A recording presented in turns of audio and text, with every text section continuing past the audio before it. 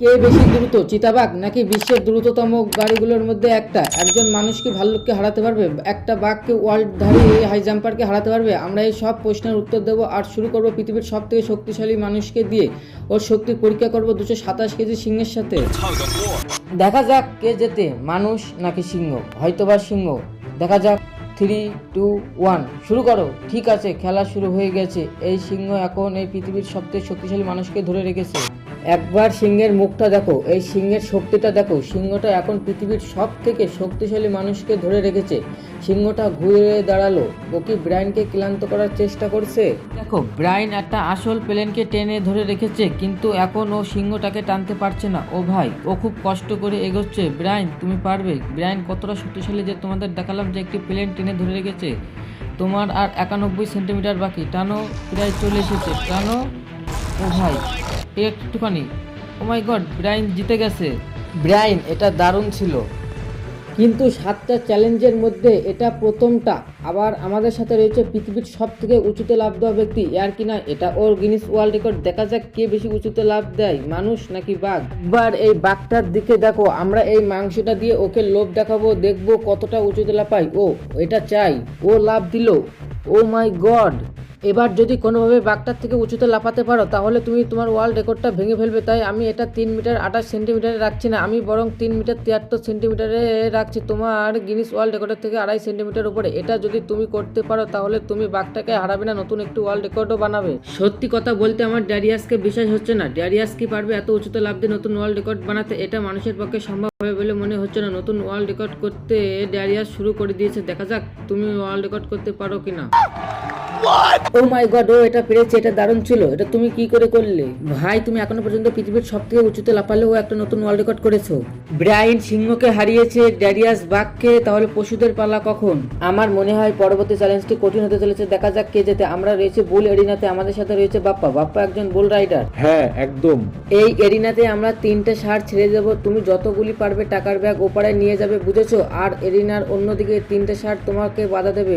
বাপ্পা, ষাঁড়গুলো কিন্তু ভীষণ ভয়ঙ্কর, যা তোমাকে প্রাণে মেরে দিতে পারে। পরের 3 মিনিটের মধ্যে যতগুলি টাকার ব্যাগ এই প্যাকেটে রাখতে পারবে সেটা তোমার হবে। সেই ভয়ঙ্কর 3টে রাগী ষাঁড়কে এই এরিনাতে ছেড়ে দাও। এই ভয়ানক 3টে রাগী ষাঁড় এখন গেট দিয়ে ঢুকলো আর ওর দিকে আসছে। আচ্ছা, এই 3টে ভয়ানক রাগী ষাঁড় কি করে বাপ্পার দিকে এগোচ্ছে দেখো। ওরা ওর পাশ দিয়ে ঘেঁষে চলে গেল। টাকার ব্যাগটা নাও বাপ্পা। চলো চলো চলো। ওর টুপিটা খুলে গেল এবং বাপ্পা ইতিমধ্যে $40,000টি জিতে নিল এবং অবশেষে বাপ্পা $50,000টিও জিতে নিল। এই টাকা দিয়ে তুমি কি করবে? আমি একটা নতুন ট্রাক কিনবো। কিন্তু এই ভিডিওতে কে জিতবে সেটা দেখে তোমরা নিশ্চয়ই অবাক হবে। পরের চ্যালেঞ্জে রয়েছে ভয়ানক দুটো পশু, যা তোমাদের শরীরের প্রত্যেকটা হাড় ভেঙে দিতে পারে। এ হলো নিক। নিক, এসো আমার সাথে। চলো, তোমাকে একটা জিনিস দেখাবো। এটাতে হাত দাও। না না, আমি এই জিনিসটাতে হাত দেবো না।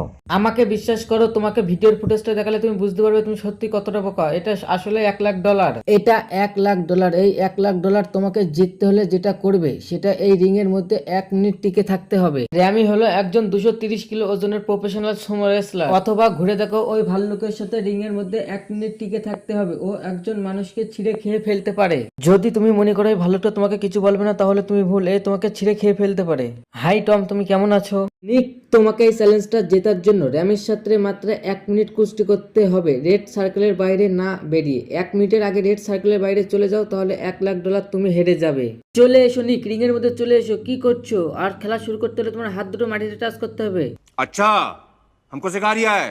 নিক, আর 20 সেকেন্ড। নিক, তুমি প্রায় জিততে চলেছো। নিক, ও ভাই, ও এবার গেল। আর কিচ্ছু করার নেই, মাত্র কিছু সেকেন্ড। 3, 2, 1। ও লাইন টাচ করলো।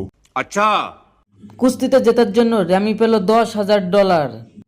আমরা এবার সেই চ্যালেঞ্জের দিকে যাব যেটা এই ভিডিওর সব থেকে বড় চ্যালেঞ্জ হতে চলেছে। আমাদের সাথে রয়েছে ট্রেভার। ট্রেভার, তুমি তোমার এবার চোখের কাপড়টি খুলে ফেলো। কাপড় সরাও। ও, তুমি এই হাতিটাকে এখানে কেন এনেছো? এই হাতিটা পৃথিবীর সব থেকে সুন্দর ছবি আঁকতে পারে, সেই কারণের জন্যই পরের চ্যালেঞ্জের জন্য রং করার চ্যালেঞ্জ নেব। 10 মিনিট সময়ের মধ্যে তোমরা যা খুশি পেন্ট করতে পারো। যা খুশি, যা রাখা বেশি সুন্দর হবে তার পেন্টিং মিউজিয়ামে রাখা হবে। ও, এ আঁকার চেষ্টা করছে, এ আর অপেক্ষা করতে পারছে না। ঠিক আছে, তুমি ওদিকে গিয়ে আঁকো। 3, 2, ওয়ান, টাইমার শুরু করো। এই চ্যানেলে এটা প্রথমবার যে একটি হাতি পেন্ট করছে আর ও কি আঁকছে সেটা শেষে দেখাবো। ঠিক আছে ট্রেভার, আর 5 মিনিট বাকি আছে। আচ্ছা আচ্ছা, আমি কি একটা ভালো উইক পেতে পারি? তাড়াতাড়ি তাড়াতাড়ি নিয়ে এসো, তাড়াতাড়ি নিয়ে এসো। নাও, আমি সাহায্য করছি। আঁকো আঁকো, আর মাত্র 1 মিনিট বাকি, আমরা তো জিততেই পারি। अच्छा আমার মনে হয় তুমি এবার হাতিটার কাছে হেরে যাবে। এটা হলো ওর সিগনেচার মুভ, যেটা ওর প্রতিটা আর্টওয়ার্কে দেওয়া থাকে এবং এটাতেও দেওয়া হলো। 3, 2, আমরা জিতবো। 1, এদের সময় শেষ এবং এদের পেন্ট দেখার আগে চলো।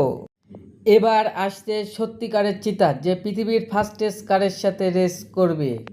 अच्छा কিন্তু এবার আমি নিয়ে এসেছি একজন প্রফেশনালকে, যার 30 বছরেরও বেশি অভিজ্ঞতা আছে, যে এই পেন দুটোকে জাজ করবে ও 10-এর মধ্যে নম্বর দেবে। এটাতে কত নম্বর দেবে? 2। আর এবার পৃথিবীর সেরা পেন্টিং হাতির মাস্টারপিসটি দেখাবো। চলো দেখা যাক। ও এইটা এঁকেছে, তোমার কেমন লেগেছে?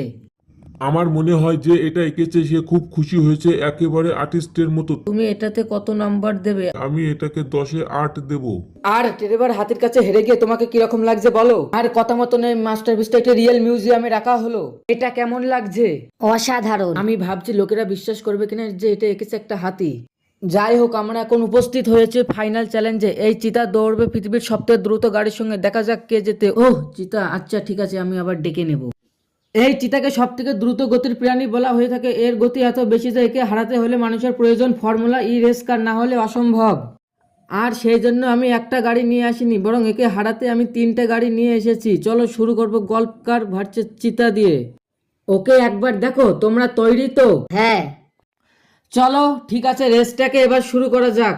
3, 2, 1, চিতাকে পাঠাও। ও খুব জোরে দৌড়াচ্ছে, ওর ধারে কাছেও আমরা নেই। চিতাকে এখন ভালো করে দেখা যাচ্ছে না। চিতা ইতিমধ্যে রেসটাকে শেষ করে ফেললো। এখন আমরা মাঝ রাস্তায় আছি। এখনো আমরা পুরো মাঝ রাস্তাতে রয়েছি। চিতা, তুমি আমাদের রেসটা করতেই দিলে না। পরের গাড়িটা নিয়ে এসো। আমরা সবাই জানি একটা গল্ফ কার একটা চিতাকে হারাতে পারে না। अच्छा हमको सिखा रिया है। আমাদের আরেকটু দ্রুত গাড়ি দরকার। পরের গাড়িটা হলো মিনি ভ্যান ভার্সেস চিতা। ও ভাই, এটা কি করে চালাতে হয়? আমি চালানোর চেষ্টা করছি, কিন্তু এটার গতি আর বাড়ছে না। আমরা আবারও রাস্তার মাঝখানে রয়ে গেলাম এবং আমরা আবারও হেরে গেলাম। চিতা, তোমাকে এই ফিনিশিং লাইনটা ক্রস করতে হবে। এবার ফাইনাল রেসটি শুরু হবে। চিতা পরের রেসের জন্য তৈরি। চলো যাওয়া যাক। সেই সময়ের জন্য আমরা সবাই অপেক্ষা করছিলাম, সেই সময় অবশেষে চলে এসে গেছে। এবার আমরা সাক্ষী থাকতে চলেছি সর্বশেষ চ্যালেঞ্জে, ম্যান ভার্সেস অ্যানিমাল। এই রেসটা অসাধারণ হতে চলেছে। আধুনিক ইতিহাসে এবার সবথেকে গুরুত্বপূর্ণ উত্তরটি দেওয়া যাক। একটা চিতা কি পারবে ফর্মুলা ই কারের সাথে রেস করতে? চলো দেখা যাক। চলো তো আমাদের এখন দেখানো যাক। চলো রেসটা শুরু করি। 3, 2, 1, রেসটা শুরু করো। যাও। খুব ফাস্ট ছিল।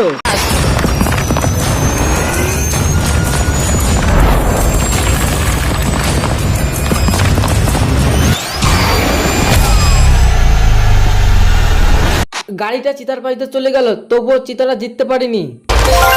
তবুও দারুণ যে বিশ্ব চ্যাম্পিয়নশিপে অংশ নেওয়া একটা গাড়ির বিরুদ্ধে লড়াই করেছে, এটা সত্যি দারুণ ছিল। আমার দেখায় চিতারা পৃথিবীর অন্যতম প্রাণীর মধ্যে একটি।